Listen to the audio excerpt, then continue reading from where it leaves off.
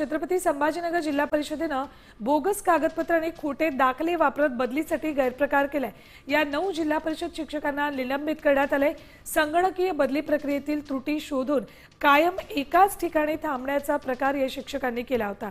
चौकशीत गंभीर बाब समोर आल्यानंतर शिक्षण विभागाने तात्काळ निलंबनाची कारवाई केली आहे। छत्रपती संभाजीनगर मधली ही अत्यंत गंभीर घटना। बोगस कागदपत्र आणि खोटे दाखले वापरत बदलीसाठी गैरप्रकार केलेला आहे। 9 जिल्हा परिषद शिक्षकांना या प्रकरणी निलंबित करण्यात आले। संगणकीय बदली प्रक्रियेतील त्रुटी शोधून कायम एकाच ठिकाणी थांबण्याचा प्रकार या शिक्षकांनी केला होता। देश विदेशातील प्रत्येक घडामोडींचे लाईव्ह अपडेट मिळवण्यासाठी आता साम टीव्हीच्या सर्व सोशल मीडिया प्लॅटफॉर्मला लाईक, फॉलो आणि सबस्क्राइब करा। तसंच सर्व नोटिफिकेशनसाठी बेल आयकॉन प्रेस करायला विसरू नका।